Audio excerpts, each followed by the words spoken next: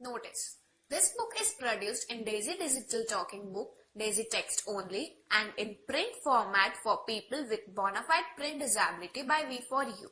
This book is created for special distribution for the print disabled in accordance with Section 52 Clause 1 Sub-Clause ZB of the Copyright Act of India as amended in 2012.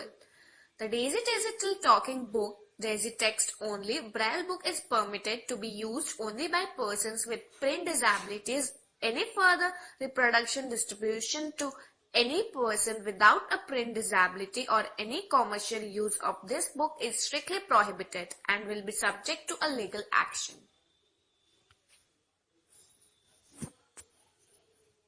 English, Invitation 1, Prose, Chapter 1, Standing Up for Yourself. Introducing the author.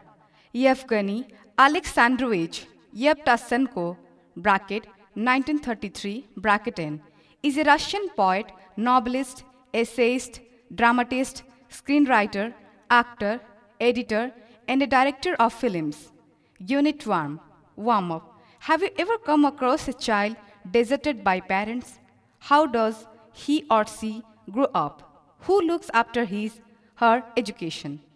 If you have not come across such an unseen in real life, see the harrowing experiences of growing up in the movie Slumdog Millionaire, bracket 2008, bracket N, directed by Danny Boyle and co-directed in India by Lovelin Tandon. It is an adaptation of the novel, bracket 2005, bracket N, by Indian author and diplomat Bikas Saurabh. Read the following unit of the text and note how a Russian child has been brought up in the street. The text. I was living alone in an empty flat in a quiet Moscow street. My parents were divorced and my father was somewhere in Kazakhstan with his new wife and their 2 children. I seldom received letters from him. My mother was at the front. She had given up her work as a geologist to become a singer and was giving concert for the troops. My education was left to the street.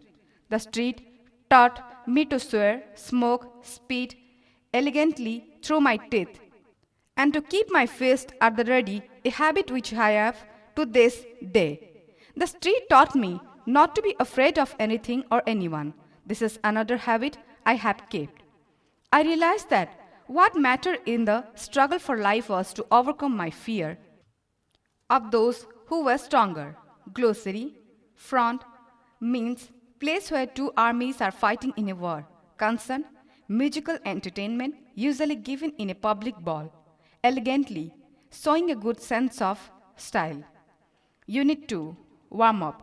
Do you think the narrator was scared of someone in particular? Read the following unit of text and find out the reasons that made every boy scared of Red. The text.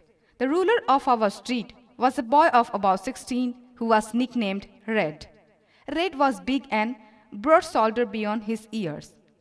Red walked masterfully up and down our street, legs wide and with a slightly rolling gait like a seaman on his deck. From under his cap, its peak always at the back of his head. His forelock tumbled down in a fiery cascade, and out of his round, pock-marked face, green eyes, like a cat sprinkled with scorn for everything and everyone. 2 or 3 lieutenants, in peaked cap, back to front like Reds, tripped at his heels. Red could stop any boy and say impressively the one word money. His lieutenants would turn out the boy's pockets, and if he resisted, they beat him up hard. Everyone was afraid of Red, so I knew he carried a heavy metal knuckle duster in his pocket. Glossary. Masterfully means not caring for others. Rolling, a side-to-side movement. Gait, manner of walking. Deck, the floor of a ship. Tripped means walked with quick light step. Knuckle duster means metal covering for knuckles, for attack or defense. Unit 3. Warm-up. Does the narrator have an encounter with Red? How many times did he come across Red? What was the outcome of his encounters with Red? Read the following unit of the text to find out the answers. The text. I wanted to conquer my fear of Red, so I wrote a poem about him. This was my first piece of journalism in verse. By the next day, the whole street knew it by heart and exulted with triumphant hatred. One morning on my way to school, I suddenly came upon Red and his lieutenants. His eyes seemed to bore through me. The poet, he drawled smiling crookedly. So you write verses? Do they rhyme? Red's hand darted into his pocket and came out armed with its knuckle duster. It flashed like lightning and struck my head. I fell down streaming with blood and lost consciousness. This was my first immersions as a poet. I spent several days in bed. When I went out with my head still bandaged, I again saw Red. I struggled with myself but lost and took to my heels. At home, I rolled on my bed, beating my pillow and pounding it in shame and impotent fury at my cowardice. I made up my mind to vanquish it at whatever cost. Glossary. Exulted mean showed great joy and excitement. Triumphant mean showing great joy or satisfaction. Bore through mean to stare in a way that makes somebody feel uncomfortable. Drawl mean to say something slowly with longer vowel sound. Important fury mean fertile anger. Vanquish mean defeat completely. Unit 4 Warm up. Fear of Red or his cowardice, which was more important for the narrator to deal with. What method did the speaker choose to deal with his fear? Did he succeed in his attempt to conquer fear? Read the following unit of the text and for the answers. The text. I went into training with parallel bars and weight. After every session, I would feel my muscles, they were getting bigger but slowly. Then I remembered something I had read in a book about a miraculous Japanese method of wrestling which gave an advantage to the weak over the strong. I exchanged a week's ration card for a textbook on Jiu-Jitsu. For 3 weeks, I stayed at home, practicing with 2 other boys. Then I went out. Red was sitting on the lawn in our yard, playing vintage it on with his lieutenants. He was absorbed in the game. Fear was still deep in me, urging me to go back. But I went up to the players and kicked and scattered the cards. Red looked up, surprised at my impudence after my recent flight. He got up slowly. You looking for more? He asked menacingly. As before, his hand dived into his pocket for the knuckle duster. But I made a quick jabbing movement and Red, hollowing with pain, rolled on the ground. Bewildered, he got up and came at me, swinging his head furiously from side to side like a maned bull. I caught his wrist and squeezed slowly, as I had read in the book, until the knuckle duster dropped from his limp finger. Nursing his hand, Red fell down again. He was sobbing and smearing the tears over his pock-marked face with his grubby fist. That day Red ceased to be the monarch of our street. And from that day on, I knew for certain that one need not fear the strong. All one needs is to know the way to beat them. For every strong man, there is a special Jiu-Jitsu. What I also learned on this occasion was that, to be a poet, I had not only to write poems but known how to stand up for them. Glossary. Parallel bars means a pair of parallel bars on post for gymnastic exercises. Session mean single meeting. Miraculous mean most remarkable, like a miracle. Jiu-Jitsu mean Japanese art of self-defense. Binjit an un means a card game. Absorbed means entirely occupied, giving one's full attention to. Impudence means utter disrespect or rudeness. Menacingly means in a threatening manner. Bewildered means puzzled or confused. Invitation to English 1. Prose, Chapter 2. The Legend Behind a Legend. Hariharan Balakrishnan. Introducing the author, Hariharan Balakrishnan is a writer and columnist. This article was published in the literary page of The Hindu, 22 January 2006. Unit 1. Warm up. A legend is a story of a narrative about a very famous person. People are also referred to as legend if they have been unusually successful in their own field of work. The little mentions two legends. Who are the two legends mentioned in this unit? Why are they termed legends? What did the author plan to do when he came to know about the two? Read the following unit of the text to find out the answers. The text: Kairi made the entire forest where she lived famous. She was not a bandit queen but Kairi, the tigress of Jasipur. It was exactly 25 years old when I spent 2 days and 2 nights with Kairi and the Minagri of Saroj and Nihar. I had read a small news item in the Statesman about the latest exploits of a domesticated tigress in the Simlipal forest of Odisha. Suddenly it struck me that this was happening in my own state. I thought, why don't attempt to experience it myself? I spoke to N.S. Iyengar, a senior journalist in Barampur, and a few other elders. I was told that Curry was under the care of a rather gruff and tough man called Saroj Raj Chaudhary, who brooked no nonsense and suffered no fools. I got his address and wrote asking if I could visit him. For good measure, I referred to a few itinerant articles I had written for Indian magazines. It was a shot in the dark, and I did not really expect to hear from him. But to my utter delight, I got a letter within a week inviting me to Kari Jasipur, giving precise instruction about how to reach there. Mr. Chaudhary also asked me to let him know in advance how and when I was reaching. I gave him a date and said I would be taking a bus from Bhubaneswar on a particular night. Glossary: Bandit Queen means Queen of the Robbers. Minagre means a collection of wild animals. A shot in the dark means a hopeful attempt. Brook no nonsense mean tolerate only important and necessary things. Suffer no fools mean do not tolerate stupidity in others. Unit 2. Warm up. How did the author reach Kari Jasipur? How was his welcome at Mr. Chaudhary house? How did Kari greet the author? Read the following unit of the text for the details. The text: I packed my bag, took the train and boarded the overcrowded bus from Bhubaneswar. I arrived sometime before 4 a.m., wondering where to go in that semi-darkness. To my utter surprise, within a minute, there was the click of boots and a voice welcoming me to Kari Jasipur. The forest car detailed to escort me took me to the guest house, put me in my room, assured that water was in the jug, I could sleep as long as I wanted, and Sab would see me as soon as I was ready. I think I had an hour of blissful sleep. I woke up with a start when I heard the unmistakable voice of the tiger just outside my door. I was terror struck.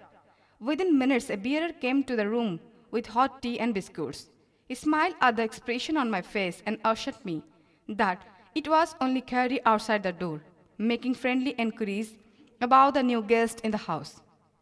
I finished my tea, had a quick shower, and went to the main house. Saroj Raj Chaudhary was sitting on a large chair.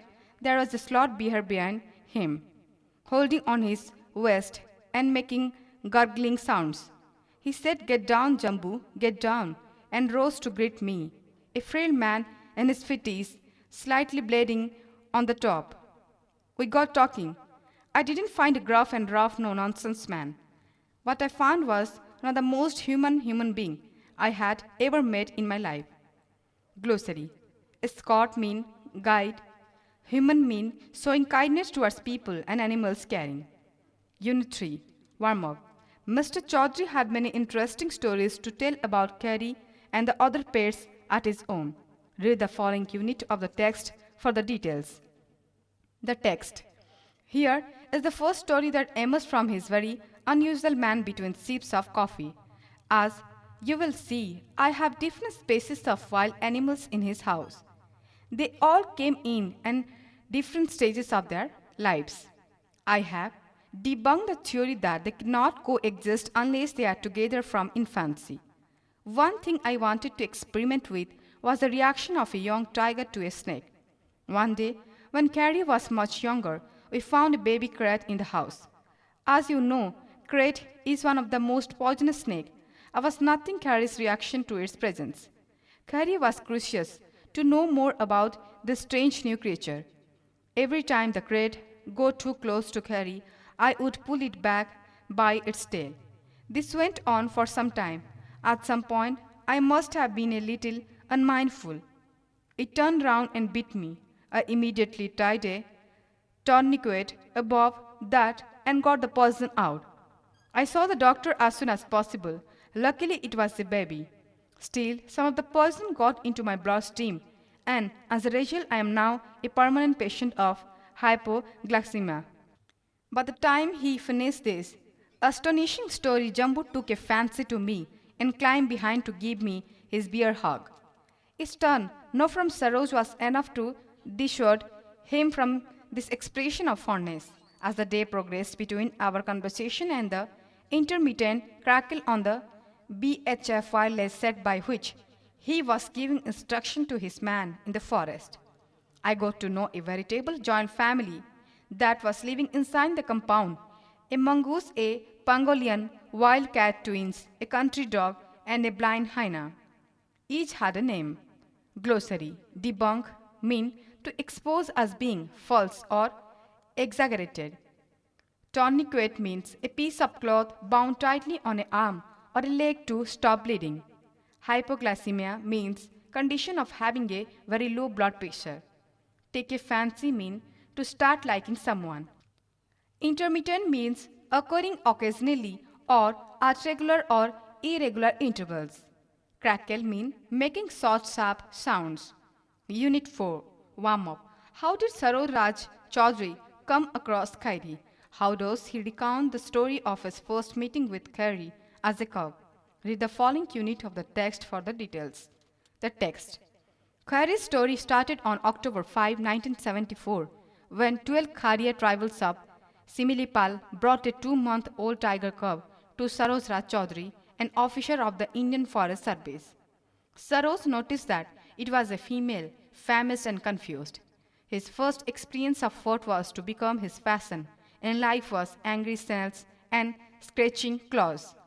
But the veteran forester and instinctive lover of wildlife knew how to handle a hungry, angry cub. He imitated the sounds of a mother tigress. Within minutes, her confidence was firmly anchored in the fostering human, is how he recalled those first few minutes between the legend. Early next morning, Saroj started for his inspection of the tiger reserve area. I tagged along in the jeep that snagged through narrow road in the wood amidst lush foliage. My mother gave me a gun for my 18th birthday. As a young man, I sought wildlife with abandon, but soon I realized that there is a greater happiness is conserving these beautiful animals that do no wanton harm to man. Is one of the things he told me about his life during that long travel.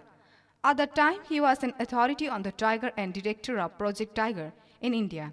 Saroj introduced the tiger tracing method of tiger census, when the pug mark of each animal with distinctive measurement and characteristics are meticulously recorded. For the night, we camped at a guest house deep in the jungle. It was a wooden structure with functional room and a bath. It was built on stilts and stood a good 15 feet above ground. I experienced for the first time one night atop a magnificent mansion. Glossary. Famished means very hungry. Meticulous means paying careful attention to every details. Lush foliage means leaves of trees growing luxuriantly. Wanton harm means reckless harm. Unit 5. Warm up. Did the writer meet Mr. Chaudhary for the second time? What new animals did he see there? How long did he stay with Mr. Chaudhary? Read the text below for the details. The text. I went to Khairi Jasipur again after 3 months, as I wanted to know more about Khairi. Saroj was gracious enough to welcome me once again. In addition to my old friend in that house, this time I found an 8-foot long addition, a young python. Within the next couple of hours, I continued my quest of the man and his passion. But then, there was a wireless message from the World Wildlife Fund. Saroj was asked to immediately catch a flight For an important meeting at New Delhi the next day, we dropped to the Dum airport and I saw him off at Calcutta. That was the last time I made this lesson behind a lesson. In thus over 3 months, Khairi died. Saroj Raj Chaudhary did not live much longer. A unique tale of the tiger ended there. A salute is due at least now 25 years hence. Glossary. Quest means search. Invitation to English 1. Prose, Chapter 3. The Golden Touch. Nathaniel Hawthorne. Introducing the author. Nathaniel Hawthorne, bracket, July 4, 1804, May 19, 1864, bracket n, is an American novelist and short story writer.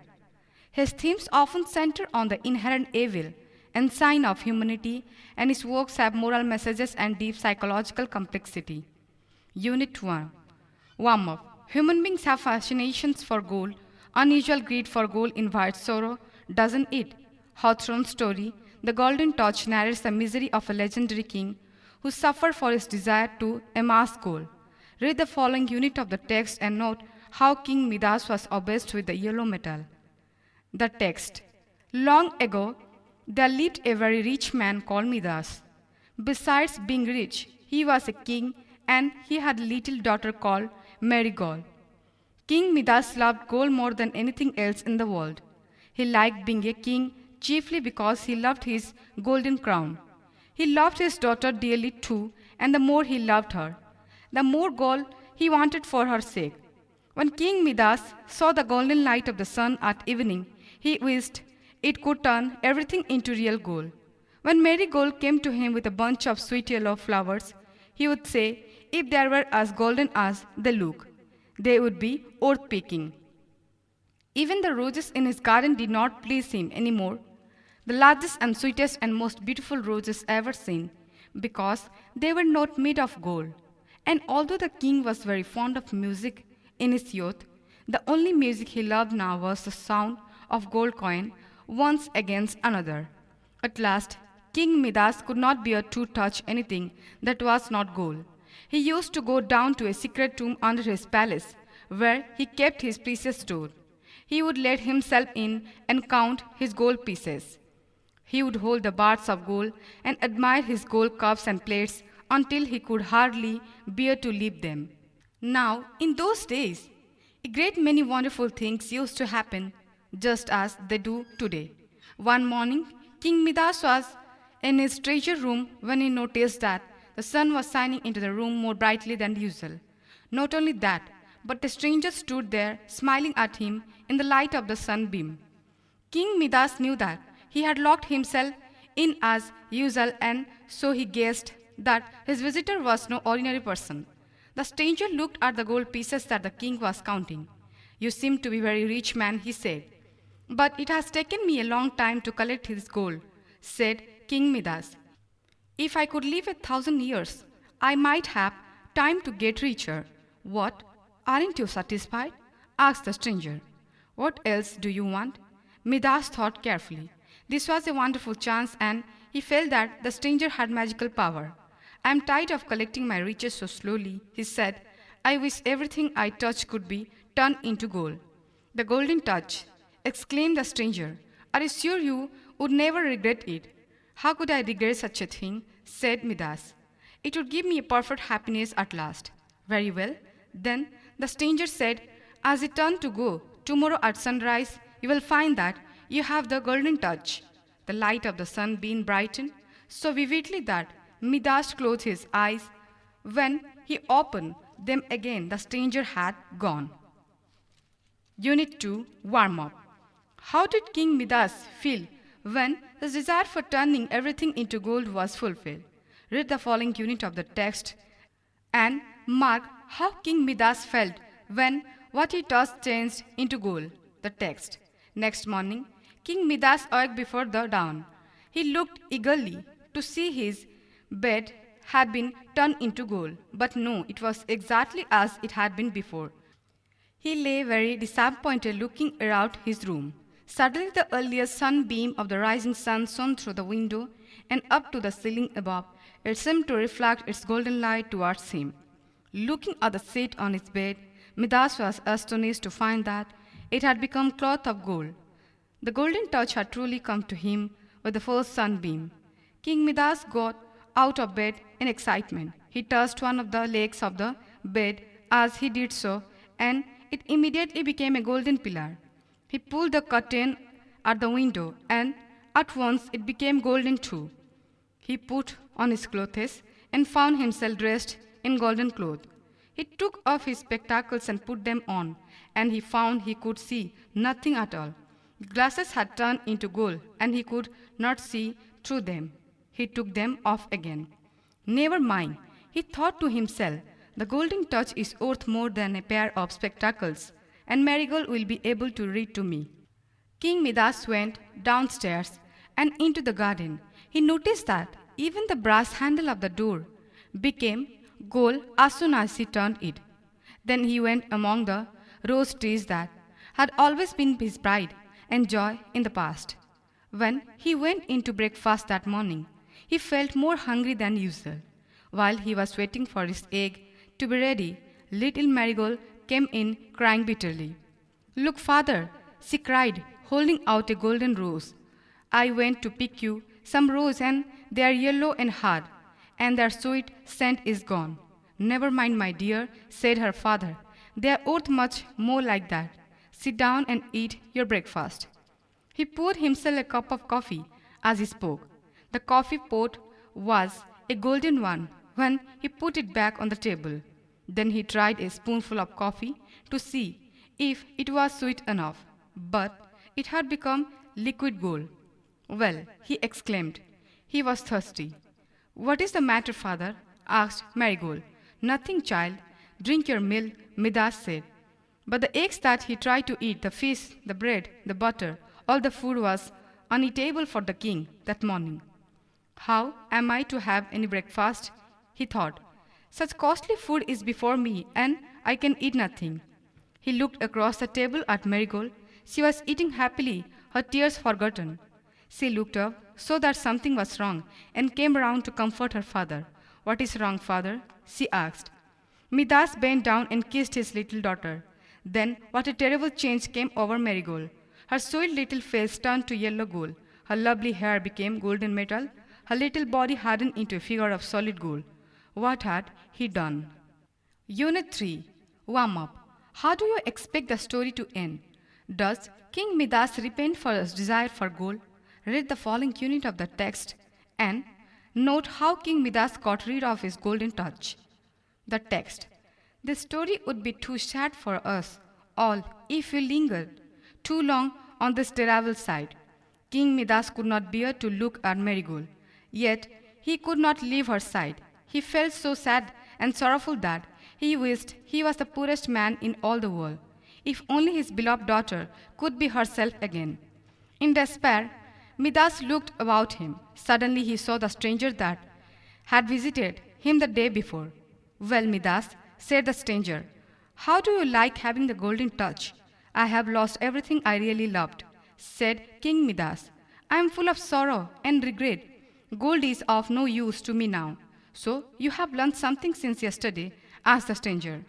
"Now, which is worth more, the golden touch or a cup of cold water?" "Oh, blessed water!" exclaimed Midas. "Will I ever taste it again?" "The golden touch or a piece of bread?" the stranger said.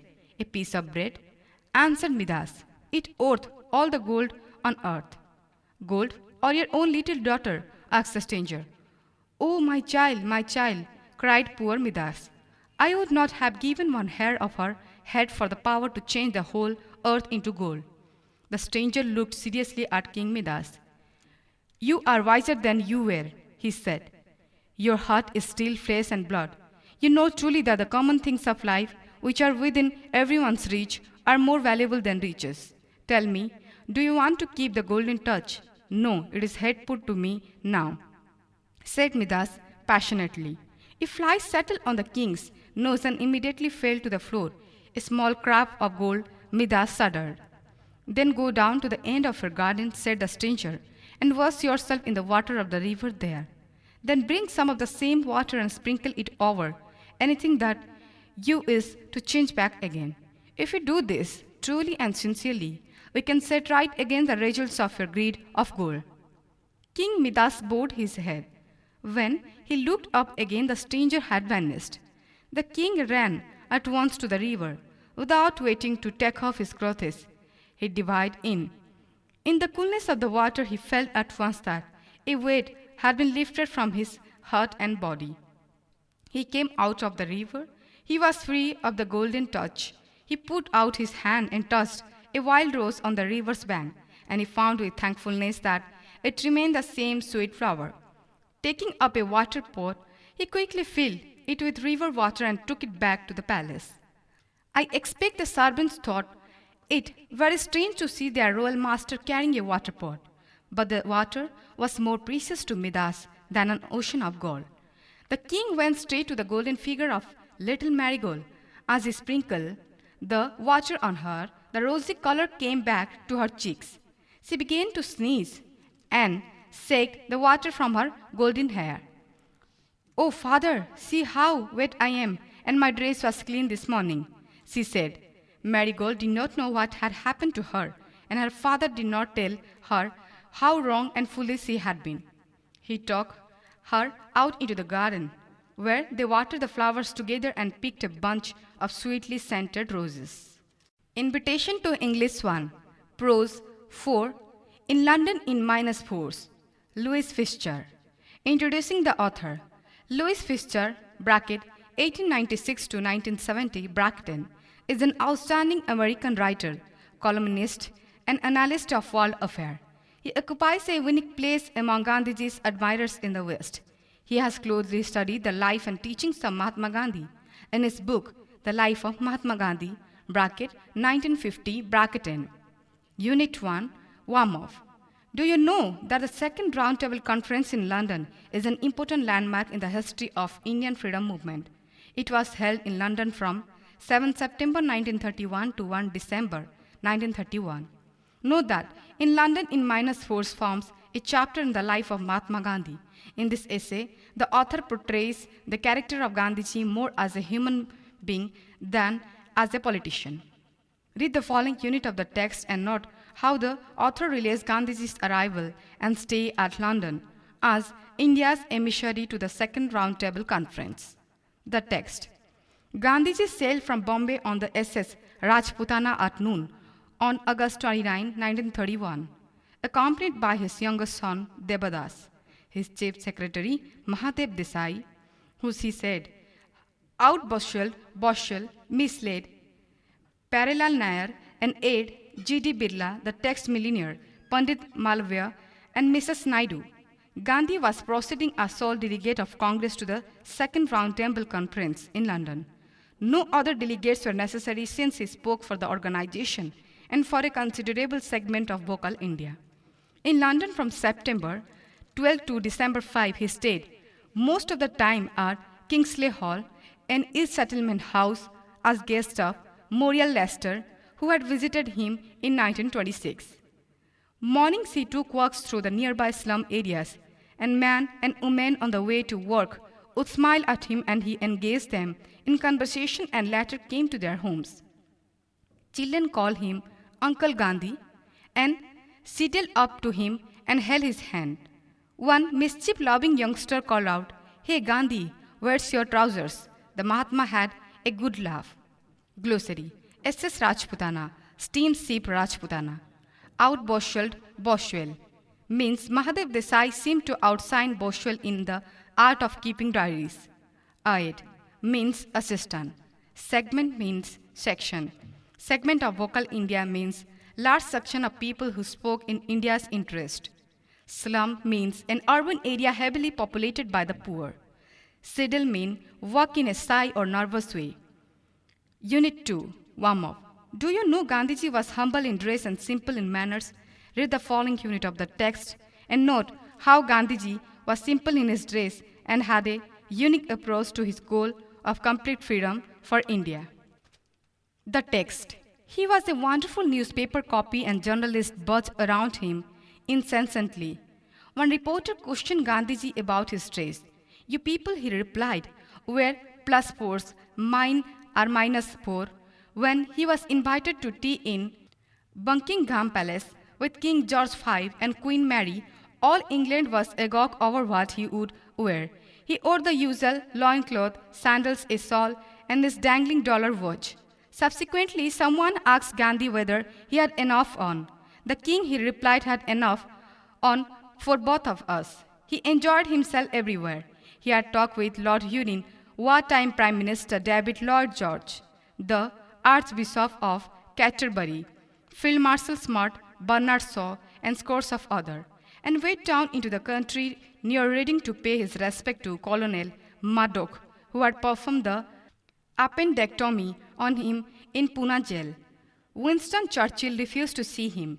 He also addressed innumerable public meetings and spent 2 memorable weekends at Oxford. In this and in the private conversation he tried, above all else, to explain what he meant by the independence of India. He would cut India off from the empire entirely, from the British nation, not at all. If I want India to gain and not to grieve, the emperorship must go, and I should love to be an equal partner with Britain, sharing her joys and sorrows, and an equal partner with the dominions. But it must be a partnership on equal terms. He was describing precisely with remarkable precision the status pre-India assumed in the Commonwealth in 1948. He went even further. He saw what many of his followers have not yet discerned. Isolated independence is not the goal, he asserted. It is voluntary interdependence. Liberated colonies so treasure their newfound independence, they think it is a valuable reality.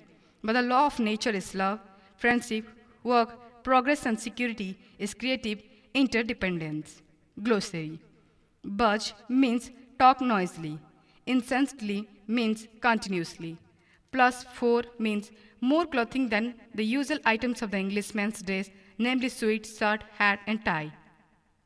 Minus 4s mean without those conventional items, but simple clothing of homespun, loin, cloth, and a shawl. Agog means excited. Dangling means hanging loosely. Dollar watch means dollar-like round-set pocket watch. Bernard Shaw means famous British dramatist, public speaker, and free thinker. Appendectomy means surgical removal of appendicitis. Memorable means unforgettable. Empire means the British Empire. Emperorship means power of the supreme ruler over subject nation. Dominions means self-governing countries of the British Commonwealth. Equal terms mean equal position or status. Prevision means foresight. Commonwealth means former British colonies forming a group of free nations associating politically for common good. Decision means see clearly. Isolated independence means freedom alone or for its own sake. Voluntary interdependence means willing acceptance of mutual help. Treasure means whole earth great value. Viable means feasible, capable of success. Unit 3, warm-up. Do you know Gandhiji was accessible to all? Did he confine himself to the round table conference only? Read the following unit of the text and note how Gandhiji spent his time in London. The text. Everywhere he made friends by his charm, frankness, humanity, and accessibility. He even walked into the lion's den in Lancashire, where his agitation for khadi and against foreign cloth had caused painful unemployment. At a meeting of the textile mill workers, one man said, "I am one of the unemployed, but if I was in India, I would say the same thing that Mr. Gandhi is saying." A delightful photograph taken outside the Greenfield mill at Darwin shows Gandhiji wrapped in white homespun from neck to knee, for it was cold, and squeezed in among cheering. A blonde woman, one of whom, to his embarrassment, is holding his hand. He made friends even among those he hurt. "I found that my works lie outside the conference," he told a London audience. This is the real roundtable conference. The seed which is being sown now may result in softening the British spirit and in preventing the brutalization of human being. Mahadev Desai died so that the Mahatma Gandhi often got to bed at 2 a.m., woke in 3:45 a.m. for prayer, wrote letters and read papers, rested again from 5 to 6, and had no respite from then till the next morning at 1 or 2 a.m. Small wonder that he occasionally slept at sessions of the conference. He did not give it his best. The Round Table Conference was bound to fail. Lord Reading, a member of the British delegation, formulated the British purpose in one sentence: I believe that the true policy between Britain and India is that we should in this country strive all we can to give effect to the views of India while preserving at the same time our own position, which we must now and cannot abandon. An irresistible force, India's yearning to be free, met an immovable object, Britain's wish to stay in India, that made agreement impossible. The British government had assigned to Scotland Yard detectives to guard Gandhi in England. They were special policemen, giants in size, who usually protected royalty. They grew to like the little man. Unlike most dignitaries, Gandhi did not keep them at arm's length or ignore them. He discussed public affairs with them and visited their home. Before leaving England, he requested that they be allowed to accompany him to Brindisi, Italy, whence he would sail for India. Their chief asked the reason why. Because they are part of my family, Gandhi replied. From India he sent each a vast engraved with love from Mr. Gandhi. Glossary. Frankness means openness. Humanity means kind consideration for man, humanitarian feeling. Accessibility means reading to be raised or to mix with. Lion's den mean lion's cave, a dangerous palace. The boycott of foreign clothes under the Swadeshi movement started by Gandhi had paralyzed Lancashire's cloth mill, and the mill owners were most critical of him. Homespun means cloth for which the spinning is done at home. Squeezed means pressed from all sides. Applaud means show appreciation by clapping of hand. Embarrassment means mental discomfort. Softening means making soft. Brutalization means the condition of being treated in a cruel and savage manner. Abandon means give up. Irresistible means what cannot be resisted or stopped. Earning means eagerness. Immobile means fixed or static. Scotland Yard means London Metropolitan Police.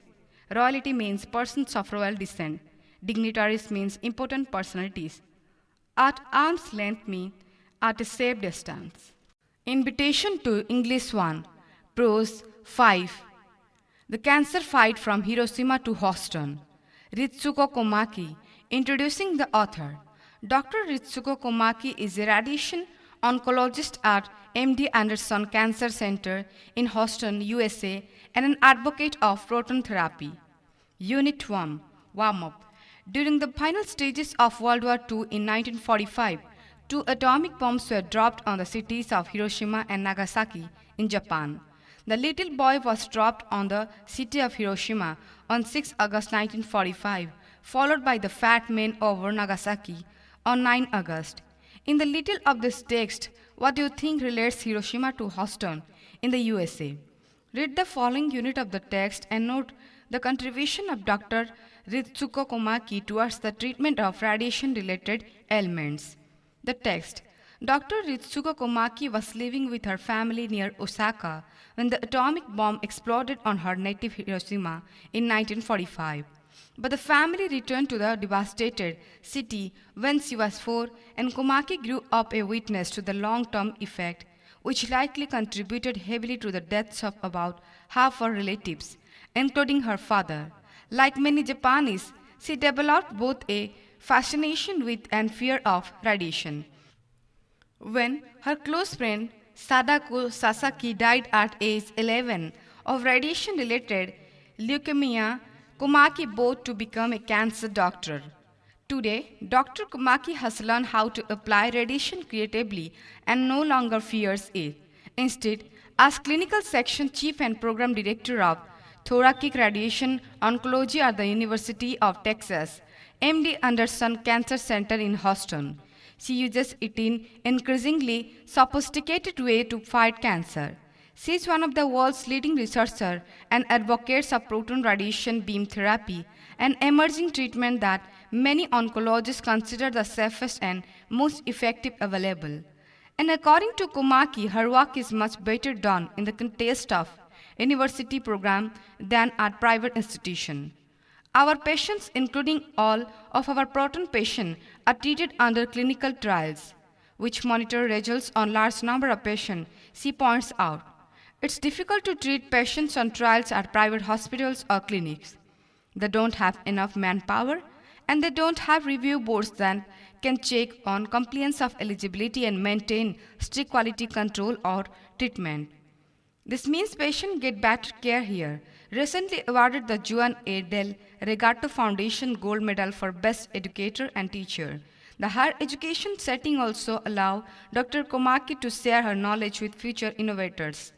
I try always to educate younger people, students, and trainees as well as patients to live healthy lives and achieve their goal to help others. Glossary. Leukemia means a type of cancer of the blood or bone marrow. Sophisticated means advanced. Devastated means completely destroyed. Oncologist means a doctor who treats cancer. Compliance means obedience. Innovator means one who introduces new ideas of things. Unit 2. Warm-up.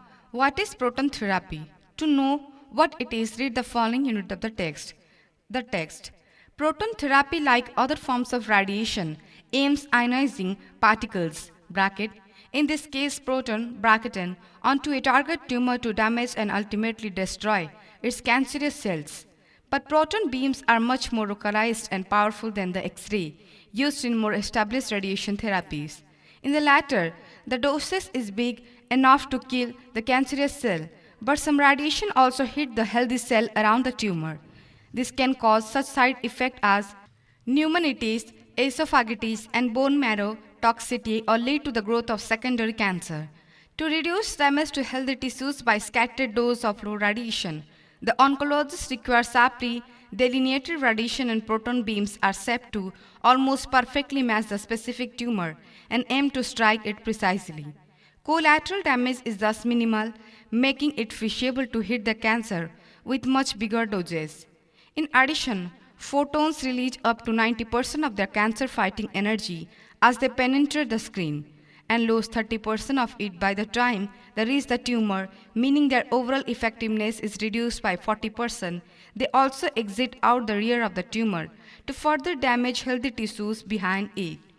By controlling the speed with which it is shot into the body, the proton beam is calibrated to be at 30% of its maximum efficacy near the skin level while gathering full strength when it actually reaches the tumor and it barely exits the body at all.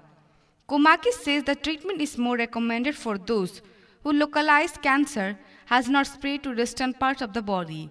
The success rate against prostate cancer, for example, is around 90 to 95%, but proton therapy succeeds against many of the 130 known forms of cancer.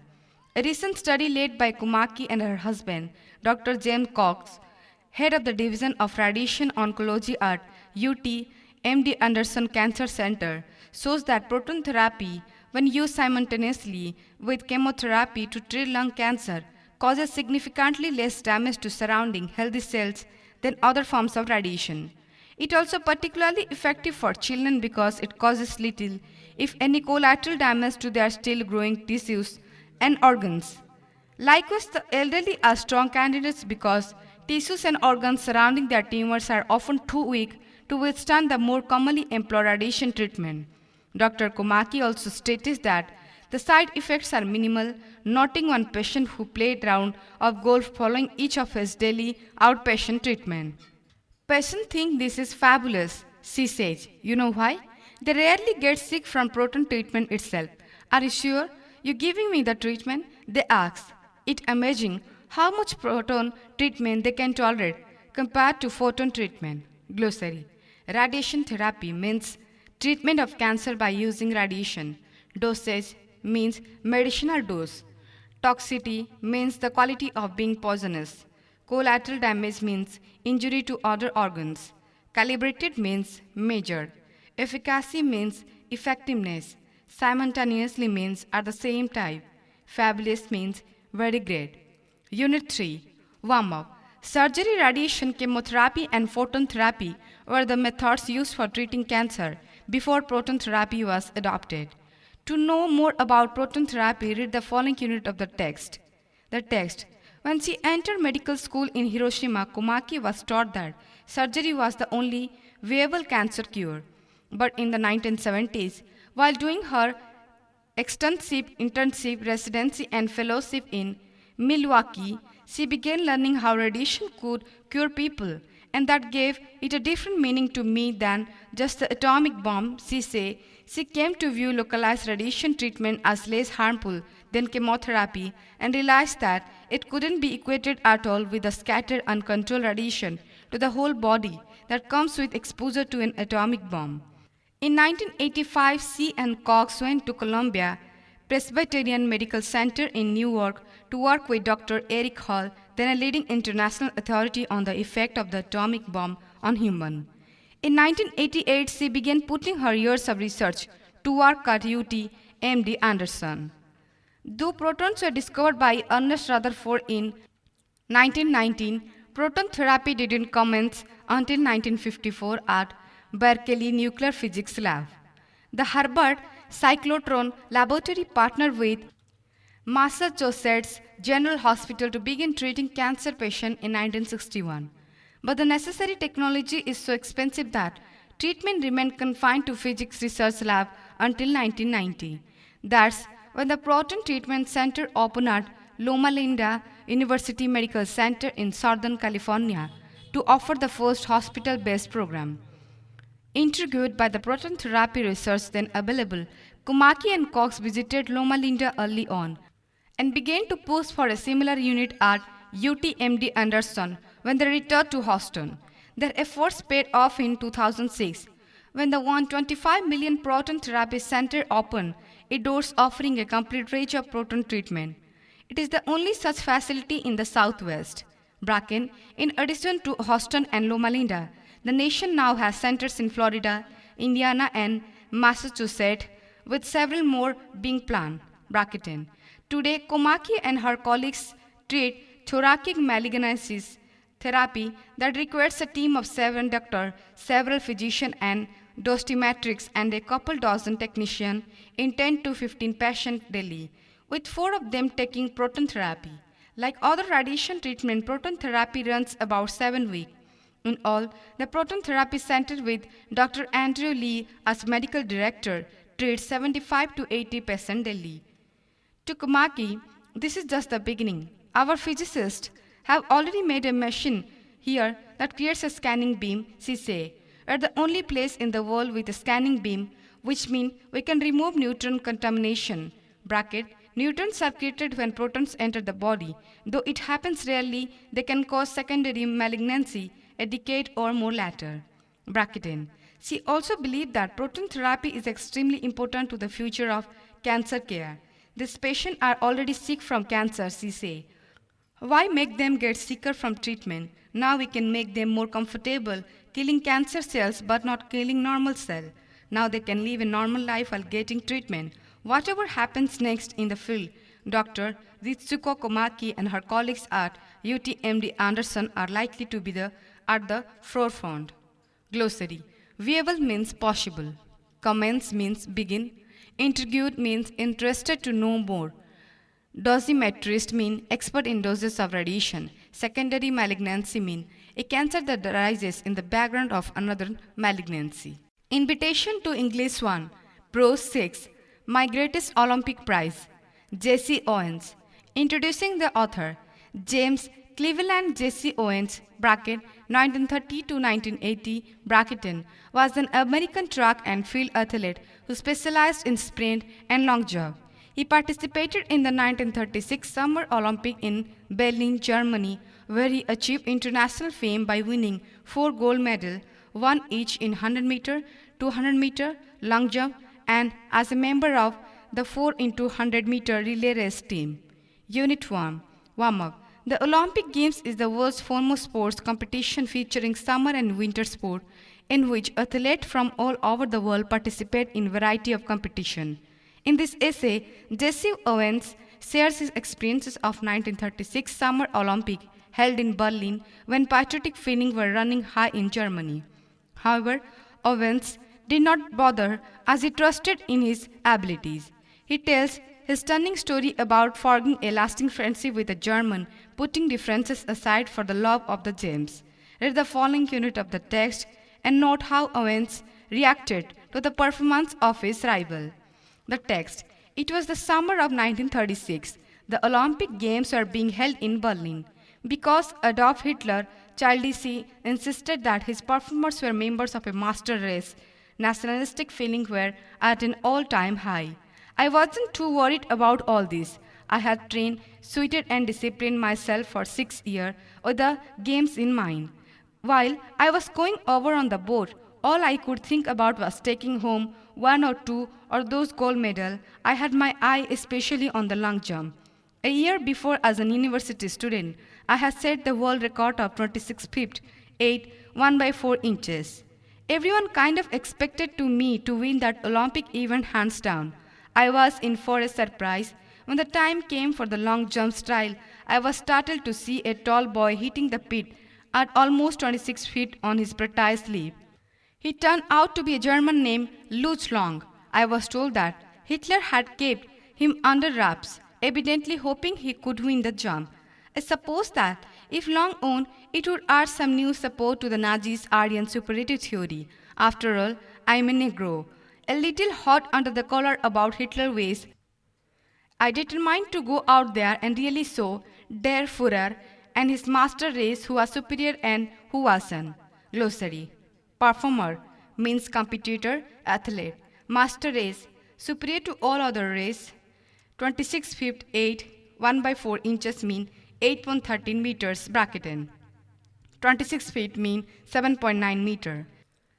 Hands down mean with little or no effort. Startle mean greatly shocked and surprised. Under wrap mean secret. Nazis means members of Hitler's the National Social German Worker Party bracket NSDAP bracketing. Aryan superiority theory, the theory that Germans who are the Aryans are superior to all other peoples. Der Führer, the leader in Germany brackets used almost exclusively as the epithet for Hitler bracketing. Unit 2 warm-up. Anger is the worst enemy of an athlete. Read the following unit of the text and find out how Owen suffered for his anger and who bailed him out. The text. An angry athlete is an athlete who will make mistake. As any coach will tell you, I was no expectation.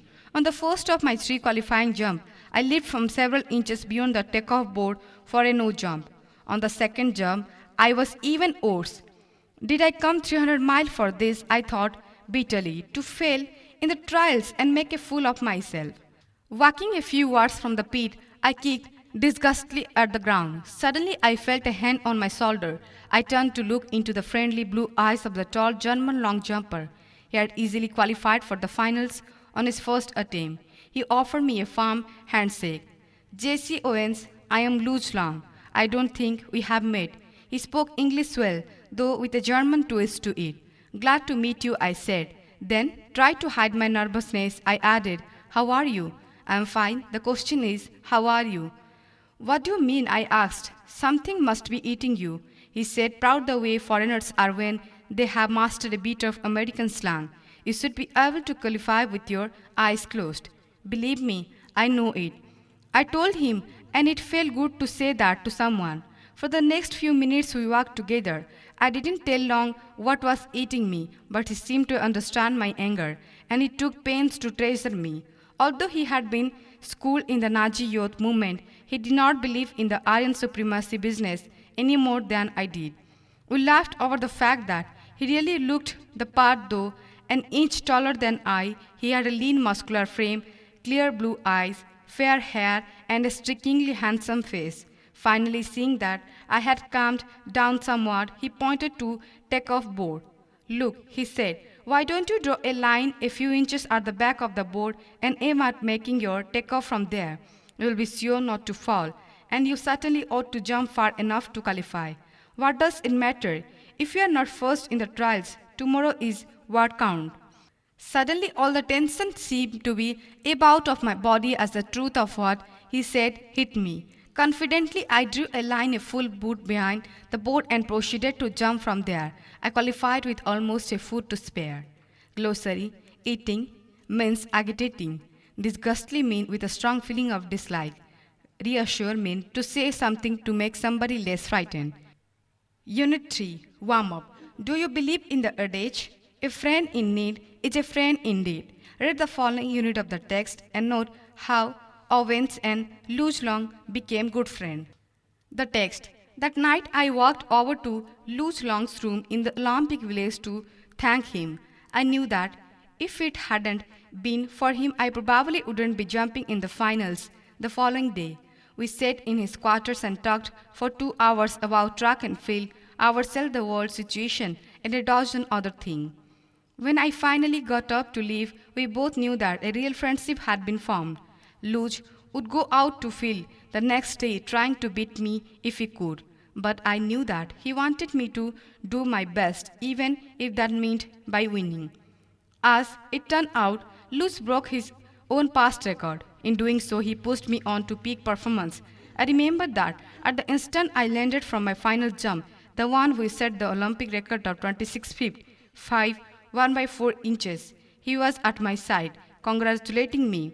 Despite the fact that Hitler glared at us from the stands not 100 years away, Luge shook my hand hard, and it wasn't a fake smile with a broken heart sort of grief either.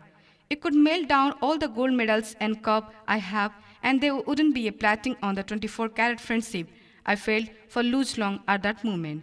I realized then too that Luge was the epitome of what Pierre de Coubertin, founder of the modern Olympic Games, must have had in mind when he said, "The important thing in the Olympic Games is not winning but taking part. The essential thing in life is not conquering but fighting well." Glossary. Peak performance means best ever performance. 26 feet 5, 1 by 4 inches mean 8.06 meter. 24 carat friendship mean genuine friendship. Plating means a thin coating. Epitome means a perfect example. Invitation to English 1. Prose, Chapter 7. On Examination. Winston S. Churchill. Introducing the author. Sir Winston Leonard Spencer Churchill, bracket 1874 to 1965, bracket N, was the Prime Minister of England twice, bracket 1940 to 45 and 1951 to 55, bracket N. A noted statesman and orator, Churchill was also an officer in the British Army, a historian, a writer, and an artist. He was awarded the Nobel Prize in Literature in 1953. At Harrow is an excerpt from Chapter 2, bracket Harrow, bracket N, of Winston S. Churchill's autobiography, A Robin Commission My Early Life, bracket 1930, bracket N. Unit 1, Warm-up. Examination for many are not a pleasant experience. The apprehension of not doing well makes even bright student anxious. Read the following unit of the text and note how the Wright took his entrance examination to Harrow. The text. I had scarcely passed my 12th birthday when I entered the inhospitable regions of examination through which for the next 7 years I was destined to journey. These examinations were a great trial to me.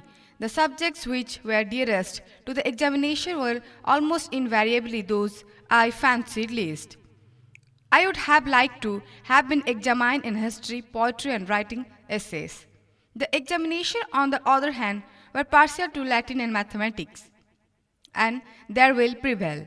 Moreover, the questions which they asked on both these subjects were almost invariably those to which I was unable to suggest a satisfactory answer. I should have liked to be asked to say what I knew.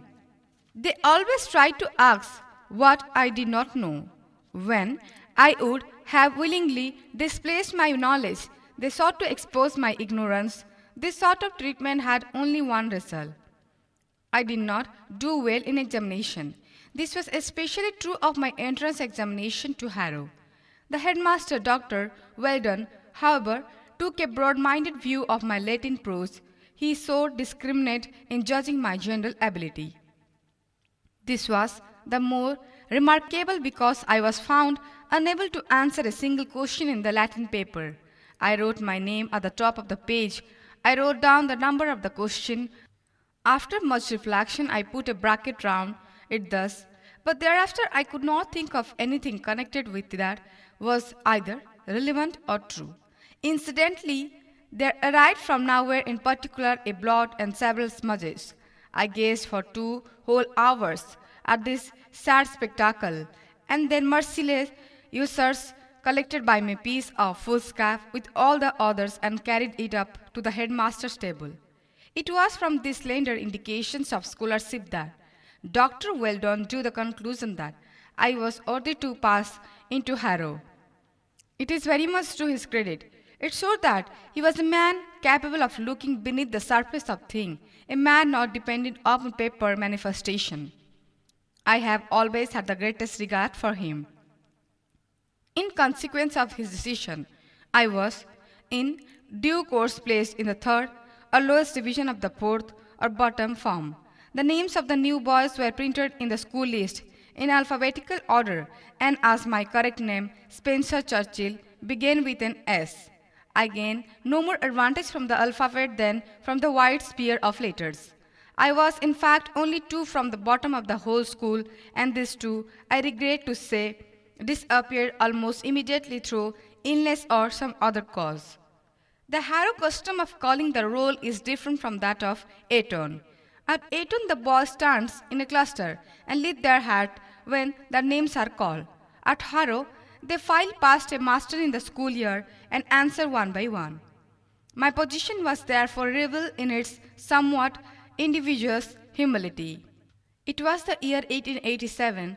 Lord Randolph Churchill had only just resigned his position as leader of the House of Commons and Chancellor of the Exchequer, and he still towered in the forefront of politics. In consequence, large number of visitors of both sexes used to wait on the school step in order to see me march by, and I frequently heard the irreverent comment, "Why, he last of all." Glossary. Inhospitable means unfriendly. Invariably means always. Incidentally means by the way. Harrow means an English public school for boys in the town of Harrow in northwestern London. Blot and smudges mean drops of his tears have made stains on paper. Spectacle means sight. Usher means attendant. Discernment means judgment. The third division of the fourth means third section of Standard 4. Individuous humility means unenviable humbleness. Lord Randolph Churchill, the father of Winston Churchill. Irreverent comment means disrespectful remark. Unit 2. Warm up. Think of the role of a teacher in a student's life. Doesn't a teacher facilitate the learning of a people and develop skills in him and her? Read the following unit of the text and note the role played by Mr. Somerville in the writer's education at Harrow. The text. I continued in this unpretentious situation for nearly a year. However, by being so long in the last home, I gained an immense advantage over the cleverer boys. They all went on to learn Latin and Greek and splendid things like that. But I was taught English. We were considered such dunces that we could learn only English. Mr. Somerville, a most delightful man, to whom my debt is great, was charged with the duty of teaching the stupidest boys the most disregarded thing, namely to write mere English. He knew how to do it. He taught it as no one else had ever taught it. Not only did we learn English parsing thoroughly, but we also practiced continually English analysis. Mr. Somerville had a system of his own. He took a fairly long sentence and broke it up into its components by means of black, red, blue, and green inks. Subject, verb, object, relative clauses, conditional clauses, conjunctive, disjunctive clauses, each had its color and its bracket. It was a kind of drill. We did it almost daily. As I remained in the third fort 3 times as long as anyone else, I had 3 times as much of it. I learned it thoroughly. Thus, I got into my bones the essential structure of the ordinary British sentence, which is a notable thing, and when, in after years, my school fellows who had won prizes and distinction for writing such beautiful Latin poetry and pithy Greek epigrams had to come down again to common English to learn their living or make their way, I did not feel myself at any disadvantage. Naturally, I am versed in favor of boys learning English. I would make them all learn English, and then I would let the clever ones learn Latin as a honor and Greek as a treat, but the only thing I would whip them for would be for not knowing English. I would whip them hard for that. Glossary. Unpretentious situation, modest situation. Dunce means slow learner. Disregarded thing means thing treated as unimportant. Parsing means dividing a sentence into parts and describe the grammar of each word. Pithy means brief. Epigram means short and witty expression. Make their way means succeed in life. Treat means special pressure. Unit 3. Warm up. Aren't students at school fun loving? Do young students play pranks with their school fellows? Read the following unit of the text and note how the writer describes a funny incident he was involved with at school. The text. I first went to Harrow in the summer term. The school possessed the biggest swimming bath I had ever seen. It was more like the bend of a river than a bath, and it had 2 bridges across it. Thither, we used to repair for hours at a time and bugs between our dips, eating enormous bun on the hot Elspart margin. Naturally, it was a good joke to come up behind some naked friend or even enemy and push him in. I made quite a habit of with the boys of my own size or less. One day, when I had been no more than a month in the school, I saw a boy standing in a meditative posture, wrapped in a towel, on the very brink. He was no bigger than I was, so I thought him fair game. Coming stealthily behind, I pushed him in, holding onto his towel out of humanity, so that it should not get wet. I was startled to see a furious face emerge from the foam, and a being evidently of enormous strength, making its way by fierce strokes to the shore. I fled, but in vain. Swept as wind by pursuer overtook me, seized me in a ferocious grip, and hurled me into the deepest part of the pool. I soon scrambled out on the other side and found myself surrounded by an agitated crowd of younger boys. You are in for it, they said. Do you know what you have done? It's Amory. He is in the 6th form. He is head of his house. He is a champion at gym. He has got his football colors. They continue to recount his many titles to fame and reverence and to dilate upon the awful retributions that would fall upon me. I was convulsed not only with terror but with the guilt of sacrilege. How would I tell his rank when he was in a bath towel and so small? I determined to apologize immediately. I approached the potentate in lively trepidation. I am very sorry, I said. I mistook you for a 4th form boy. You are so small. He did not seem at all placated by this, so I added in a most brilliant recovery, my father, who is a great man, is also small. At this he laughed, and after some general remark about my cheek and how I had better be careful in the future, signified that the incident was closed. Glossary.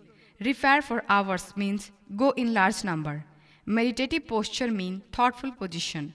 Scramble out mean to come out as quickly as possible. Recount means narrate. Reverence mean respect. Dilate open means to speak about a subject for a long time. Awful retribution mean fearful punishment. Convulse mean shaking violently.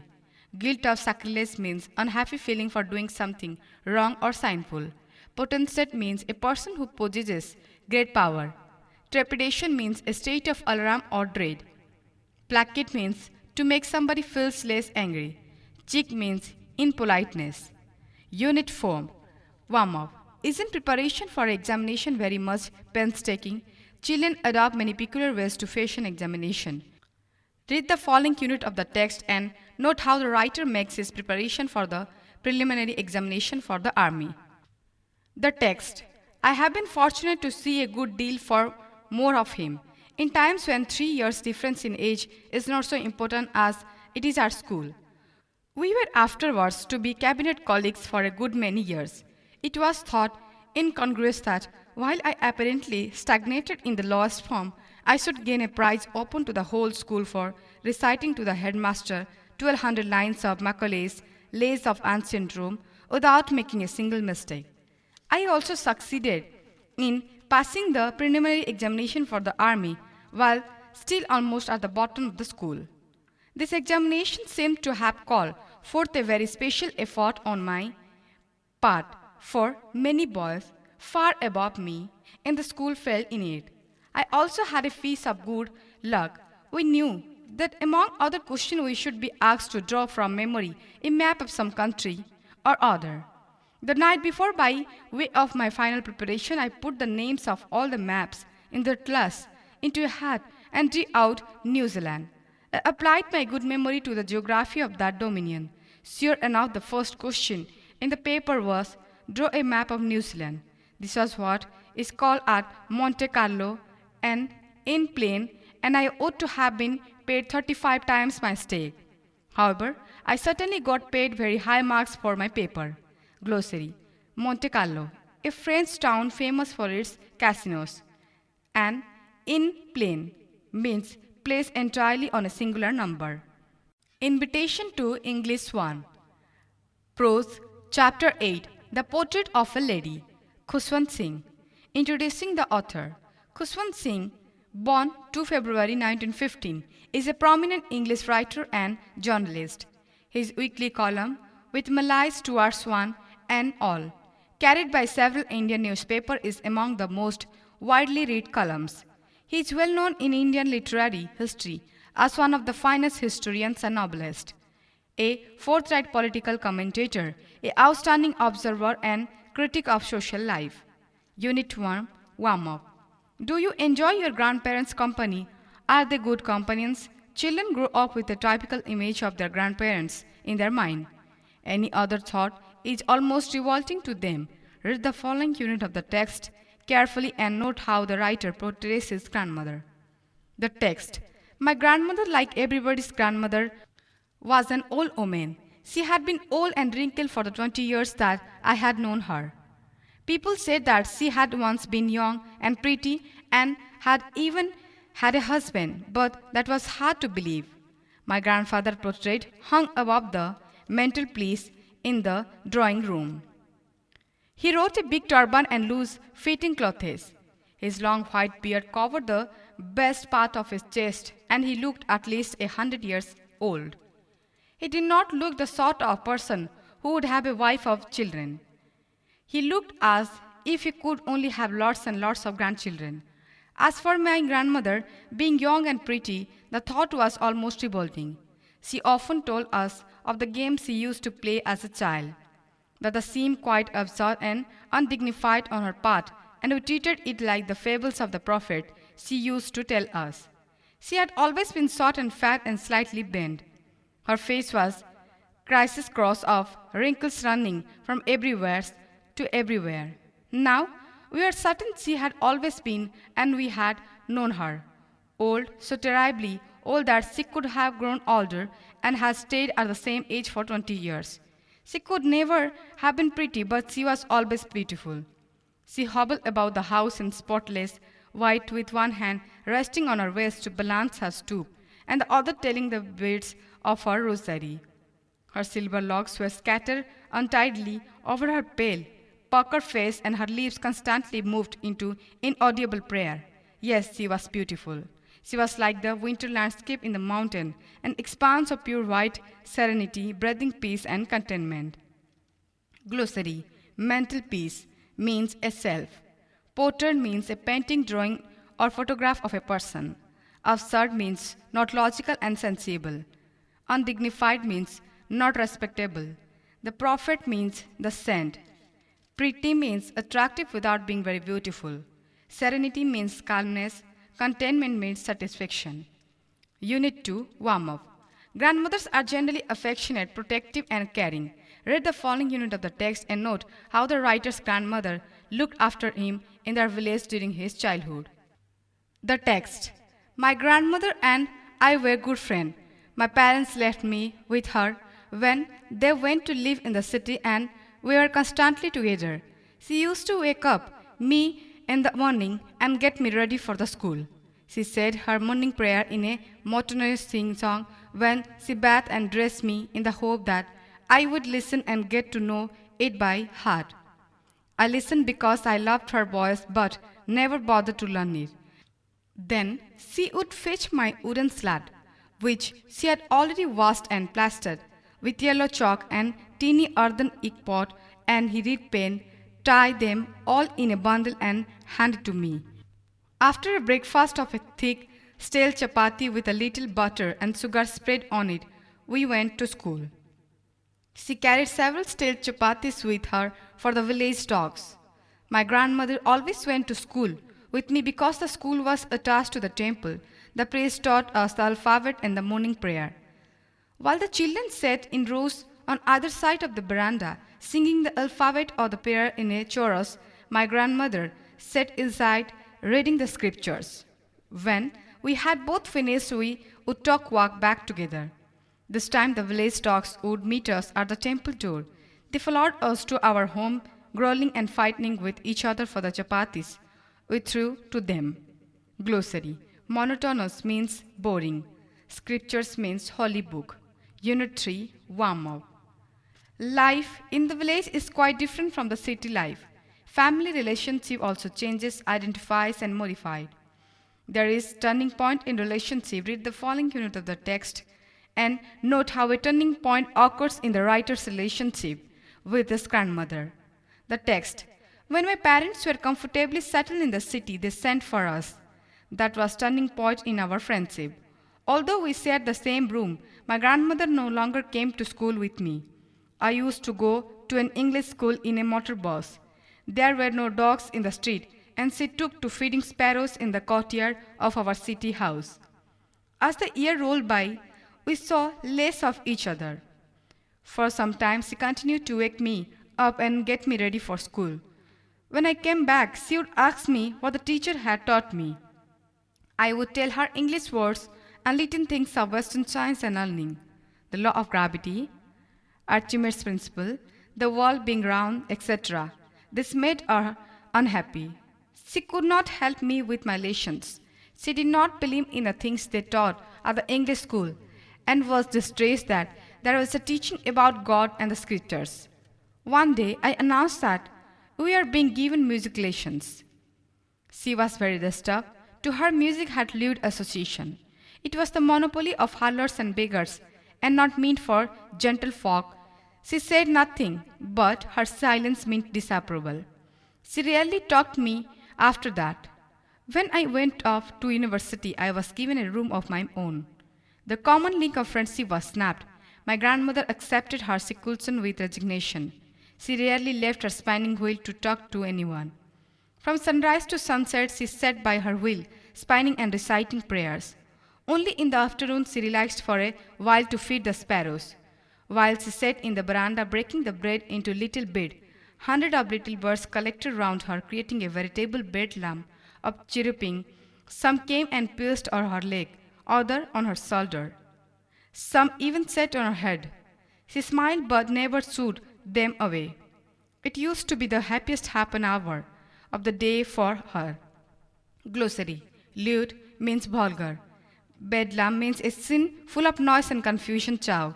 A veritable bedlam of chirrupings means a genuine scene of noise and confusion caused by the chirruping of the sparrows, which scattered and perched around the author's grandmother. Unit 4. Warm-up. You are already acquainted with the first three phases of the author's relationship with his grandmother. In the first phase, the grandmother looked after the author in the village and he was physically very close to her. In the second phase, he was estranged from her when he went to city school. In the third phase, the common link of friendship between them snapped when he went to university. Finally, when he went abroad for further studies, the last sign of physical contact between them was lost. Read the concluding part of the text and note how the final curtain falls in the grandmother's life. The text. When I decided to go abroad for further studies, I was sure my grandmother would be upset.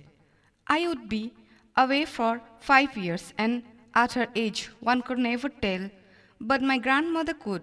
She was not even sentimental. She came to leave me at the railway station but did not talk or show any emotion.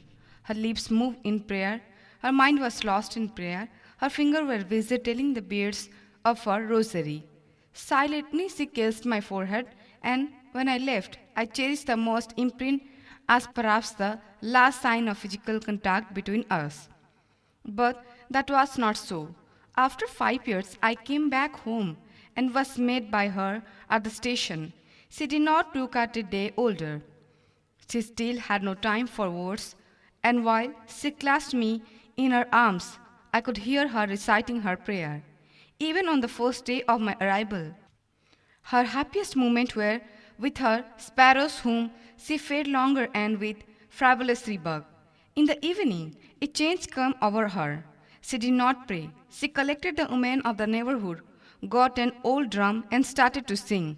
For several hours, she thumped the sagging skin of the dilapidated drum and sang of the homecoming of the warriors. We had to persuade her to stop to avoid overstraining. That was the first time since I had known her that she did not pray. The next morning she was taken ill. It was a mild fever, and the doctor told us that it would go. But my grandmother thought differently. She told us that her end was near. She said that since only a few hours before the close of the last chapter of her life, she had omitted to pray. She was not going to waste any more time talking to us. We protested, but she ignored our protest. She lay peacefully in bed, praying and telling her beads. Even before we could suspect, her lips stopped moving and the rosary fell from her lifeless finger. A peaceful pallor spread on her face, and we knew that she was dead. We lifted her off the bed and, as is customary, laid her on the ground and covered her with a red shroud. After a few hours of mourning, we left her alone to make arrangements for her funeral. In the evening, we went to her room with a cross teacher to take her to be cremated. The sun was setting and had lit her room and veranda with a blaze of golden light.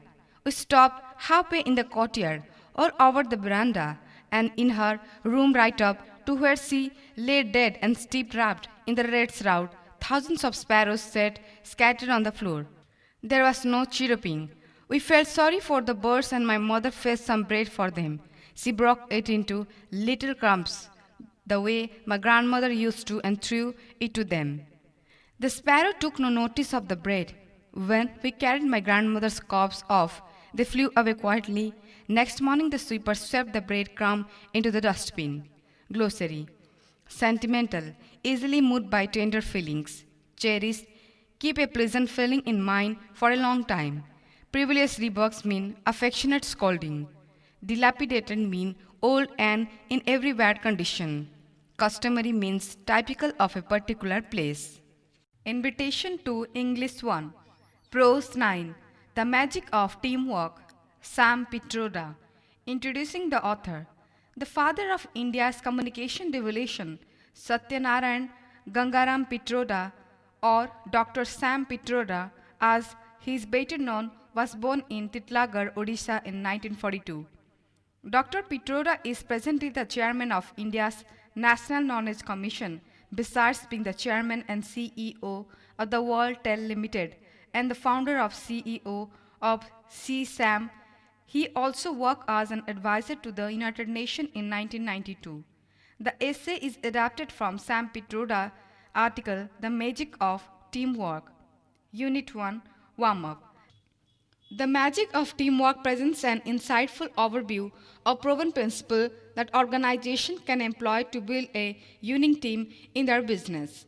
In this essay, the author also discusses the fundamental issue related to teamwork, the characteristic of a good team player, and how teamwork is key to corporate and national governance. Read the following unit of the text and note how the author makes a comparison between Indian and Japanese workers in the corporate world in their attitude to work. The text: lack of teamwork and cooperation is one of the most serious problems affecting progress in all areas of India and wherever Indians work worldwide. The key problem in India is always implementation, not lack of policies.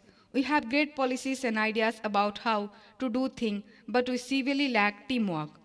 When the Japanese came to work in India to develop the Maruti Suzuki car, a joke went around that one Indian was equal to 10 Japanese. Indians were very smart, capable, and dedicated individuals. But 10 Indians were equal to 1 Japanese.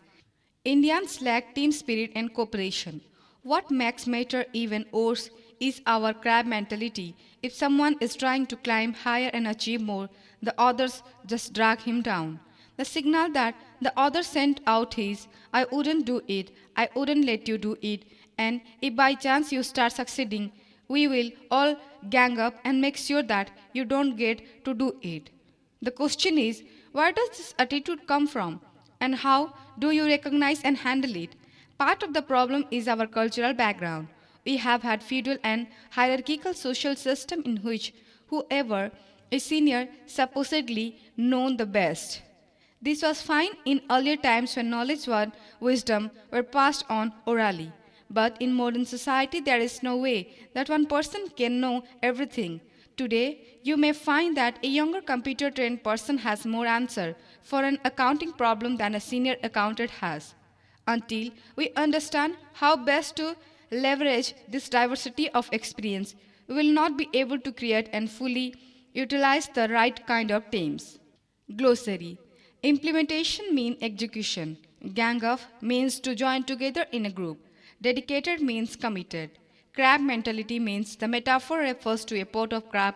Individually, the crabs could easily escape from the pot, but instead they grab at each other in a useless competition which prevents any from escaping.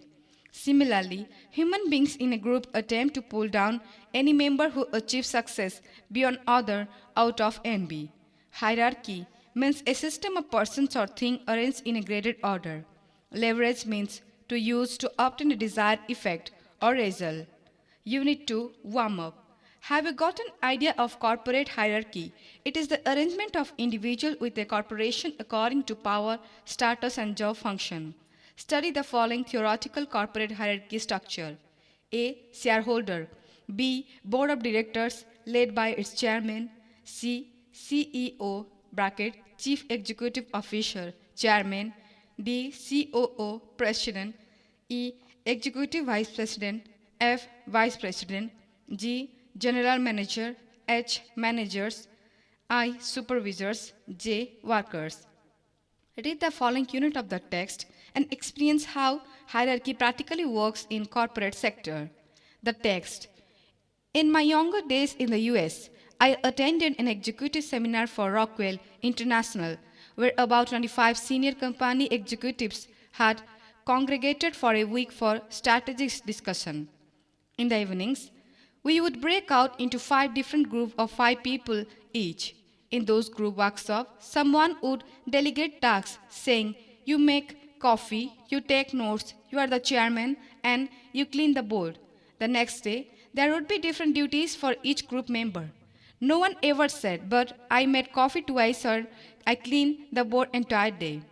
I thought to myself, if this were happening in India, people would be saying, but I am the senior secretary, why should I make the coffee? And you be the chairman? Hierarchy comes naturally to our mind. Group works requires a thorough understanding of the strengths and weaknesses of individuals, irrespective of their hierarchy. Because of our background, we often don't learn how to exercise and accept leadership, to lead and to follow simultaneously. Some gravitate towards exercising leadership, and others gravitate towards accepting the leads of others. But in true teamwork, everyone needs to do both. Being a good team player implies respect for others, tolerance of different points of view, and willingness to give. The ability to resolve conflict without either egotism or sycophancy is a very important aspect of being a team player. You have to agree to disagree. I find that people in India somehow tend to focus on achieving total agreement, which is almost always impossible. So before work begins, people want everyone to agree on everything. Instead, they should say, okay, this is what we agree on, so let's start working on this.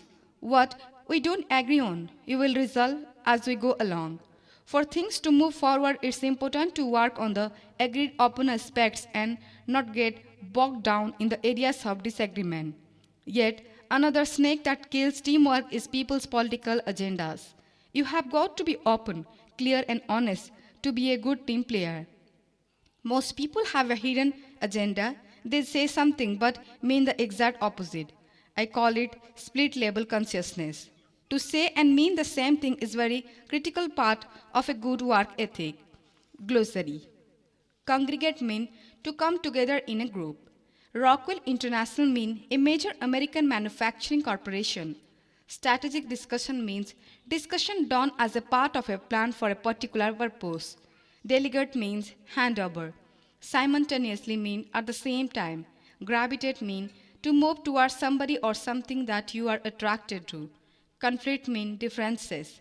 Egotism mean arrogance, lack of consideration for others.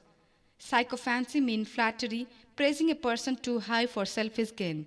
Split level consciousness means dual personality. Unit 3, warm up. Why do people criticize an individual? Does the individual feel good about it? How do you feel if someone finds fault with you? Do people criticize an idea out of goodwill or envy? Does criticism help the idea as well as the person who has offered it? Read the following unit of the text and try to find out how a person feels when you criticize his or her idea. The text. When I was working in C. Bracket 400 employee size company bracket in, if someone had not been doing well, I should to tell the person directly to his face in a general meeting. The employee said that was insulting and they should be pulled aside individually to be told of the inefficiency. But in today's world, you cannot afford to do that every time. Besides, I figured that criticizing someone in a meeting was for the benefit of all present, and everyone could learn from that individual mistake. It was then that I learned how Indians do not differentiate between criticizing an idea and criticizing an individual. So, in a group, if you tell someone that his idea is not good, he automatically takes it personally and assumes that you are criticizing him. No one can have a good idea every day on every issue. If you disagree with my idea, that doesn't mean that you have found fault with me as a person. Thus, it is perfectly acceptable for anyone to criticize the boss, but this concept is not a part of the Indian system. So, from time to time, it is important for an organization's chief executive to get a report on the psychological health of the firm. How do people in the team feel? Are they stable, confident, secure, comfortable? These are the key elements of a team's success. For a boss to be comfortable accepting criticism from subordinate, he must feel good about himself.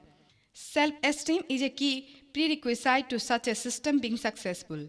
Another serious problem facing India is the dichotomy and difference in respectability between physical and mental work, which seriously affect team performance.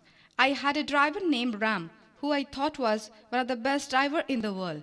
He used to open the door for me whenever he entered or exited the car. Right in the first few days, I told him, Ram bhai, you are not going to open the door for me. You can do that if I lose my hand. Ram almost started crying. He said, Sir, what are you saying? This is my job. I told him that I didn't want to treat him like a mere driver. He had to become a team player. I told him that whenever he was not driving, he should come into office and help out with office work, make copies, file papers and send faxes, answer phone calls or simply read, rather than sit in the car and wait for me to show up. Glossary. C. mean the Telecom Technology Development Center of the Government of India. Figure means to think that something is true. Differentiate mean to recognize that two things are not the same, to tell apart. Subordinate mean a person with less authority than somebody else in a group. Prerequisite mean precondition, something that must exist before something else can happen. Dichotomy means the separation that exists between the two groups. Unit 4, warm up. You might have marked that each player in a football, hockey or cricket team is assigned a position. They hardly change position. For example, a goalkeeper is the football or hockey team, or a wicketkeeper in a cricket team has a particular role to play. Observe what will happen if players change their position. Read the following unit of the text and note that importance of diversifying tasks. The text. Diversifying tasks increases workers' self-esteem and motivation and makes team player. Now, even if I call him for work in the middle of the night, he is ready because I respect him for what he does. Team interaction, unfortunately, when good team do get created, almost invariably fall apart. In our system today, it is very difficult to build team because nobody wants to see playing second fiddle. It is very hard in India to find good loser. Well, you win some and you lose some. If you lose some, you should move on. You don't need to spend all your time and energy of different cultural background, religion, ethnicities and caste group, a fertile ground of diversity in the workplace. We should actually be expert in working with diversity, but it can only happen when we get rid of personal caste and community interest. There could be a 40-year-old CEO with a 55-year-old VP. It has nothing to do with age. Capability and expertise are what count. But you don't yet see these attitudes taking hold in India. Managers in the US corporate environment who work with Indians and in fact with Asians in general need to recognize that these individuals have a tendency to feel that they are not getting recognition or are not being respected. It must be realized that these individuals have lower self esteem to begin with and therefore have to pampered and encouraged a little more because they need it. This makes them feel better and work better. There is no substitute for teamwork. Teamwork is key to corporate and national governance and to get anything done. The fundamental issues are respect for others, openness, honesty, communication, willingness to disagree, resolution of conflict, and recognition that the larger goal of the team as a whole is above individual or personal agendas. Don't be afraid of pressure. Remember that pressure is what turns a lump of coal into diamond. Glossary. Invariably means always. Fall apart means crumble. Playing second fiddle means to be in a subordinate position to someone. Ethnicity means belonging to a particular race. CEO means Chief Executive Officer, Managing Director in British English. Invitation to English 1. Prose 10. Development of polio vaccines. Bonnie A. Maybury, O'Connell and Linda Morgenstern, editor. Introducing the author. Bonnie A. Maybury O'Connell is an American microbiologist and fiction writer. Unit 1. Warm-up. Poliomyelitis or polio is an acute viral infectious disease that spreads from person to person, primarily via the facial oral route. Polio is a very serious disease which can lead to paralysis or even death. At one time, polio was one of the most dreaded childhood illnesses of the 20th century. The disease caused severe illness in thousands of children each year before the vaccine was introduced in 1955. Thanks to the introduction and widespread use of the vaccine, the number of cases has decreased significantly. Franklin D. Roosevelt, the 32nd President of the United States, was a victim of polio. Read the following unit of the text and note how FDR contracted polio. The text. In 1921, outbreaks of poliomyelitis plagued America. That summer, a young politician named Franklin Delano Roosevelt was vacationing with his family at their Campobello estate.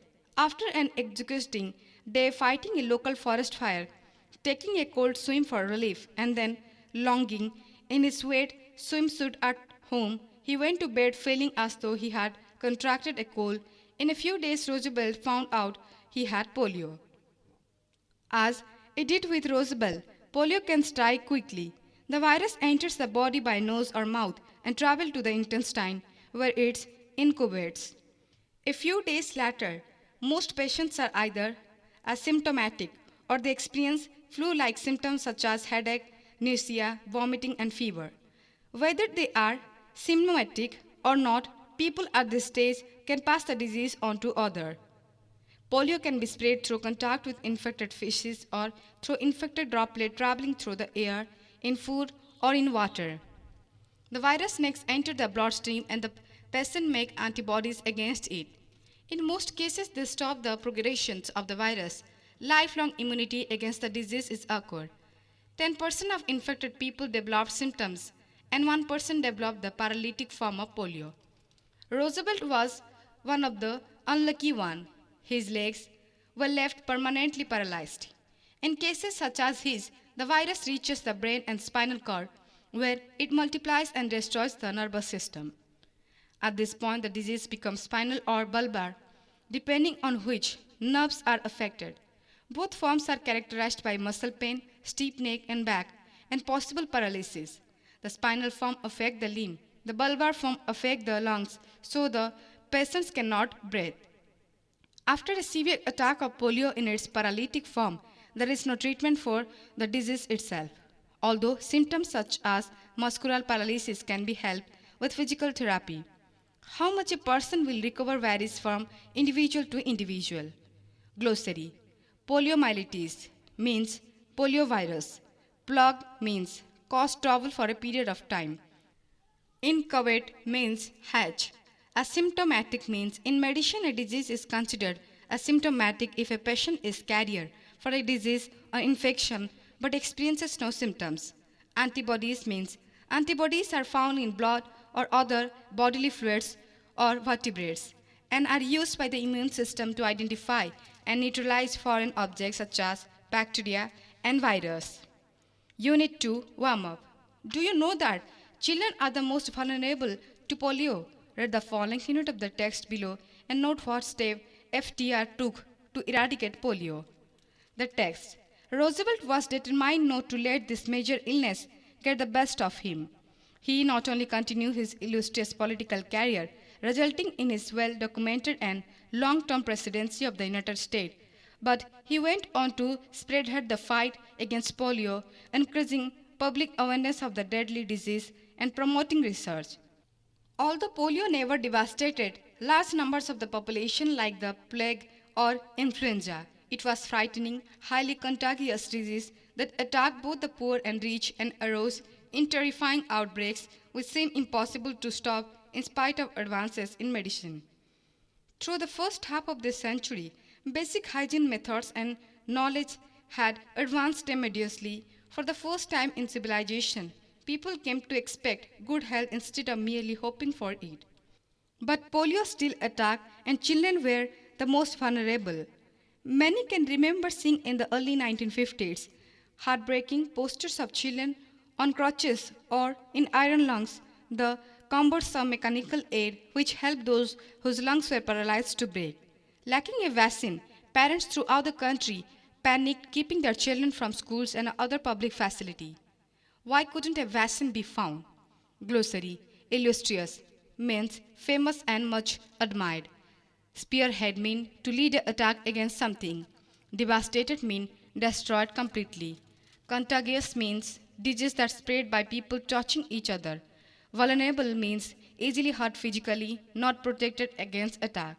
Cumbersome means large and heavy. Unit 3 Warm up. Some baffling observations were made by the researchers in the early 90s in their attempt to find out a vaccine for polio. Read the following unit of the text and note what sanitation had to do with the attack of polio. The text: Vaccine development for polio had begun in the early 90s. However, early attempt failed partly because researchers did not know there was more than one virus. We know that polio is caused by three strains of quite stable virus that are a part of the enterovirus family, which of RNA as their genetic material. These viruses can remain infectious for long periods of time in water and food. To be effective, a vaccine has to confer immunity against all three strains. Ironically, before the 1900s, immunity was acquired primarily during infancy because sanitation conditions were poor and efforts at sewage and water treatments were primitive. Babies were frequently exposed to poliovirus. This infant did not contract the disease because their mother antibodies were passed on to them through breastfeeding. The babies then developed their own antibodies to the virus. Paradoxically, when sanitation improved, infants were no longer exposed at an age when they were protected, so they did not develop antibodies to the viruses. Consequently, when they were exposed to the virus in later childhood and adulthood, they were at risk to contract polio. This understanding about the nature of polio grew through painstaking research over the first half of the 20th century, much of it funded by the March of Dimes, a grassroots organization founded with the help of President Roosevelt. The organization decided to enlist the services of a respected researcher who was certain he could find a safe vaccination. Glossary: enterovirus means virus that causes gastrointestinal illness. RNA means ribonucleic acid is one of the three major macromolecules essential for all known forms of life. Infectious mean that can be passed easily from one person to another. March of Dimes mean a foundation in the United States that works to improve the health of mothers and babies. It was originally founded Franklin D. Roosevelt in 1938 to combat polio. Unit 4 Warm Up. Dr. Jonas Salk was the pioneer in developing a vaccine for polio. Read the following unit of the text and note the contribution of scientists for the development of vaccine polio. The text. Dr. Jonas Salk had begun his medical research career studying immunology. In 1947, while at the University of Pittsburgh, he began his research on poliovirus. His research was greatly helped in 1949 when a method of growing poliovirus in cell culture instead of having to use primarily monkeys for research was discovered. Salk needed to find a way to process the viruses so that they were less infectious before using them in a vaccine. In 1952, Salk was the first to develop a successful vaccine using a mixture of the three types of virus grown in monkey kidney cultures. He developed a process using formalin, a chemical that inactivated the whole virus. What followed was massive testing of the vaccine in clinical trials in the United States and parts of Canada began in 1954. The scope of the trials was unprecedented in medical history. The results were dramatic. Cases of polio fell spectacularly in the vaccinated test group. In 1955, the government quickly granted permission for the vaccine to be distributed to the children of our country. But there was a problem with the original Salk vaccine. The vaccine actually induced 260 cases of poliomyelitis, including 10 deaths. The problem was traced to incomplete inactivation of some virus particle, which was soon corrected. Since then, the vaccine has been highly effective with a 70 to 90% protection rate. In 1957, in an effort to improve upon the killed Salk vaccine, Albert Bruce Sabin began testing a live oral form of vaccine in which the infectious part of the virus was inactivated. This vaccine became available for use in 1963. The Salk vaccine is given in two intramuscular injections spaced 1 month apart and requires booster every 5 years. Because of the way it is inactivated, the vaccine is safe for those with compromised immune system. The Sabin oral vaccine is given in 3 doses in the first 2 years of life, and a booster is given when the child starts school. Further, boosters are not given unless the patient is exposed to polio or will be traveling to an endemic region. The advantages of a live oral vaccine are its long-lasting immunity, the prevention of reinfection of the digestive tract, and the lower cost of administering the vaccine orally because sterile syringes and needles are not necessary. However, a major disadvantage is that it cannot be used for patients with compromised immune system because it is a live virus and can cause disease in this patient.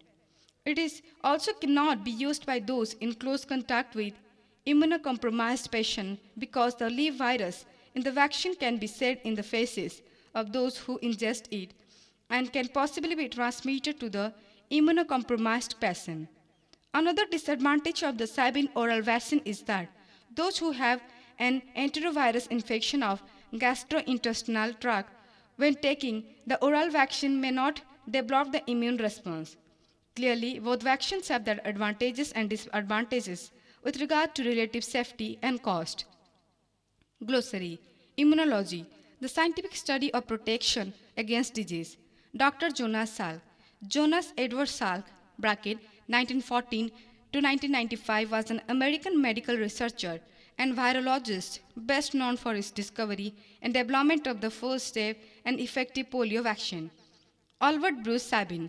Albert Bruce Sabin, bracket 1906 to 1993, bracket was an American medical researcher best known for having developed an oral polio vaccine.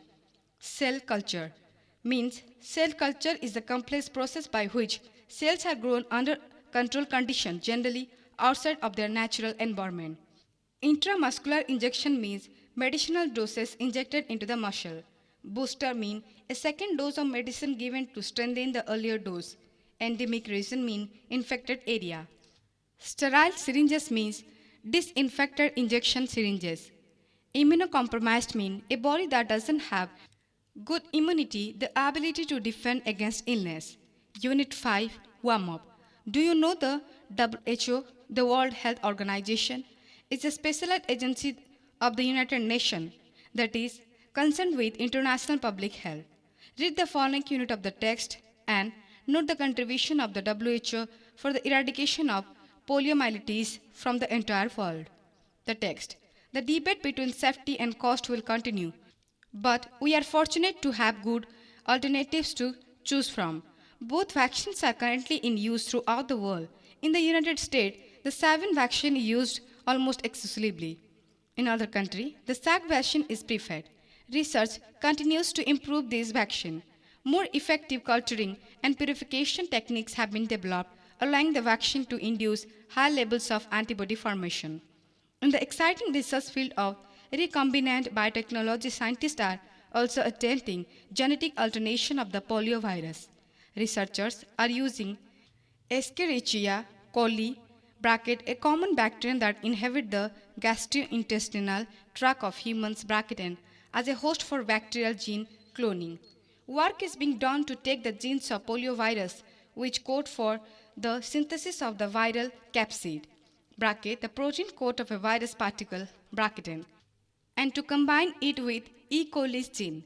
The E. coli can then synthesize viral capsid protein to be used in making a vaccine.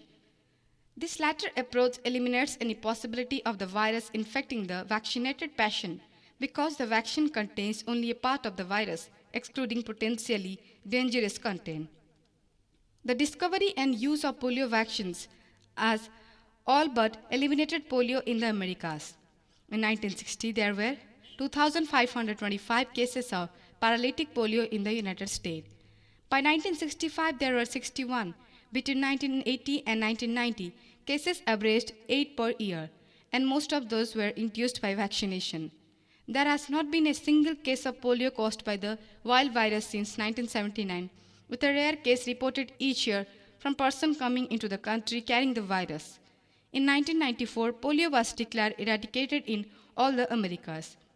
In 1988, the World Health Organization set a goal of eradication of poliomyelitis from the entire world by the year 2000.